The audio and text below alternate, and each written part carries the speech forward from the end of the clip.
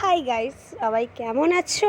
সবাই আশা করি ভালো আছো। আমি অনেক ভালো আছি। আর আমার চ্যানেলে তোমাদের সবাইকে ওয়েলকাম। আমার চ্যানেলটা কি বলছি, কিরণের ছোট্ট জীবনে। তো তোমরা যারা যারা আমাকে ফলো করোনি, মানে সাবস্ক্রাইব করোনি, সরি, তো তারা প্লিজ করে দাও আমাকে।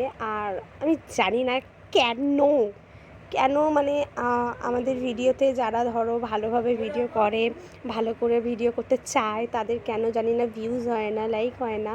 বাট আমি কেন বুঝতে পারছি না এগুলো কেন হচ্ছে না।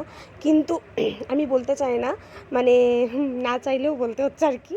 তো যারা বাজে ধরনের ভিডিওগুলো বানায় তাদের জানি না, তাদের ভিডিওতে লাইক, কমেন্ট, শেয়ার, তারপরে সাবস্ক্রাইবার এত আছে, মানে কি বলবো আর। তো আমি মনে করি তাদেরকে না করাই উচিত। তা যদি এগুলো কমে যায়, এগুলো না করলে তাহলে হয়তো কিছুটা ওদের বাজে অসভ্যতামিটা যদি কমে আর কি। কিন্তু আরও মানুষগুলোই তো লাইক, কমেন্ট, শেয়ার করে করে ওদেরকে মানে উৎসাহ দিচ্ছে আর কি। সেই জন্য ওরা আরও বাজে বাজে জিনিসগুলো বানাতে সাহস পায় আর কি। তো যাই হোক, এটা আমার নিজের পার্সোনাল ব্যাপার ছিল। তো মানে আমি নিজের তরফ থেকে আমি এটা বললাম। তোমরাও যদি একই মত হও যারা মানে এই বিরুদ্ধে, তো তারা অবশ্যই আমাকে জানিও। আর আসলে ব্যাপারটা হয়, বাচ্চারা কার্টুন দেখতে দেখতে, দেখুন সবসময় তো আর কার্টুন দেখছে না, দেখতে দেখতে তো চলেই আসে না অনেক কিছু। তো সেই কারণে খুব বাজে লাগে ব্যাপারগুলো। তো আমরা মানে আমি চাইছিলাম যে যদি এগুলো একটু কমানো যায়। আসলে এগুলো তো আমাদেরই জন্য এগুলো হয়েছে, তাই না? আমরাই লাইক, কমেন্ট, শেয়ার করে এগুলো বাড়িয়েছি আর কি। তো এরকম যদি কমানো যায় তাহলে সত্যি বলছি খুব ভালো হবে। তো যাই হোক, আমি জানি না আমার এই কথা শুনে কারা একমত। তো যারা একমত হবে তারা অবশ্যই ব্যাপারটা বুঝবে আর কি। আর কাউকে আমি বলতে চাইছি যে সবাই ভিডিও করুক, সবাই সব কিছু করুক, কিন্তু হ্যাঁ, সভ্যতার সাথে করুক। কেননা তারও বাড়িতে বাচ্চা কাচ্চা সব ছেলেমেয়েরা আছে, তার ফ্যামিলির লোকরা কী ভাববে সেটাও এরা একটুও ভাবে না, যে তার ফ্যামিলির মানুষটা কী ভাববে। তো এরকম বাজেভাবে ভিডিও না করা আমার কাছে মনে হয় বেটার।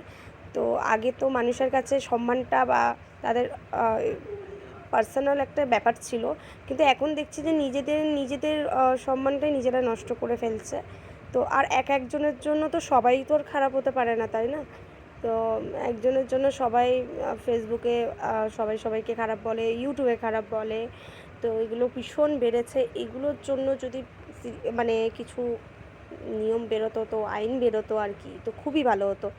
তো যাই হোক, এই ভয়ে তো বাচ্চাদেরকে ফোন দিতেও ভয় লাগে, বারবার করে এসে চেক করতে হয় ওরা কী দেখছে দেখি। মানে এতটাই মানে ঘোরাতে ঘোরাতে ওরা তো আর জানে না, না ঘোরাতে ঘোরাতে কখন কী চলে আসে, তো সেটা বলা মুশকিল। তো যাই হোক, তো দেখুন এদিকে সকাল সকাল সবজি টবজি কাটতে বসে গেছে, যেহেতু রান্না করতে হবে। আর রান্না করতে করতেই আমি এই যে সবজি কাটতে কাটতে কথা বলছি আর ভাবছি যে কী কী রান্না করব। অনেক সবজি টবজি ছিল, সেগুলো নষ্ট হয়ে যাচ্ছে আর কি। তো আজকে আমার ছুটি ছিল বলে আমি এই রান্নাগুলো করতে শুরু করে দিয়েছিলাম। তো ঢ্যাঁড়স ভাজা করব, সেজন্য পেঁয়াজ, লঙ্কা এসব দিয়ে ঢ্যাঁড়স ভাজা করে নিয়েছি, মানে করছি আর কি। তো এদিকে দেখুন ঢ্যাঁড়স ভাজাটা, মানে ঢ্যাঁড়সগুলো আর কি দিয়ে দিয়েছি। আর এরকমভাবে লাল লাল করে ঢ্যাঁড়স ভাজা হবে, বেশি করে পেঁয়াজ লঙ্কা দিয়ে, দেখবেন খেতেও খুব টেস্টি হয় আর কি। আর একটা কথা বলি, তো আমি জানি না কেন ভিডিও সত্যি খুব ভালোবেসে বানাই, কিন্তু যখন দেখি যে কেউ দেখেও লাইক, কমেন্ট, শেয়ার করছে না বা কিছু করছে না, তখন খুব বাজে লাগে ব্যাপারটা আর কি। তো প্লিজ আপনাদের কাছে রিকোয়েস্ট করছি, প্লিজ সাবস্ক্রাইব করে দেবেন। আর যারা যারা আমাকে করবেন, একটা করে কমেন্ট করবেন, অবশ্যই আমি তাদেরকেও করে লাইক কমেন্ট অবশ্যই করব, সাবস্ক্রাইবারও করে নেব অবশ্যই। তো যাই হোক, এই দিকে দেখুন আমি ঝিঙে পোস্ত করে নিয়েছি।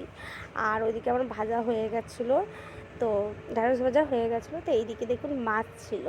হ্যাঁ, মাছের মধ্যে 3 রকম মাছ ছিল, বাটা মাছ, তেলাপিয়া মাছ আর 2টো কই মাছ। আমাদের বৃষ্টি হচ্ছিলো এদিকে খুব, তো পেয়েছি আর কি। তো সেই জন্য সেই কই মাছ দুটো এর মধ্যে দিয়ে দিয়েছিলাম।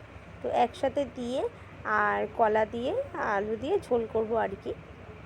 এদিকে আমার হয়ে গেছে ঝিঙে পোস্ত, আর এদিকে আমার বেশি সেরকম কিছু মেনু আর কি রাখিনি। ঢ্যাঁড়স ভাজা, আর এদিকে ঝিঙে পোস্ত, আর এদিকে মাছ, ব্যাস, আর ভাত। তো এইটাই আজকে ছিল আমাদের দুপুরের মেনু। আর এইভাবে আমরা মাখিয়ে নিচ্ছিলাম, হলুদ নুন দিয়ে মাছটা ভালো করে মাখিয়ে নিচ্ছিলাম আর কি।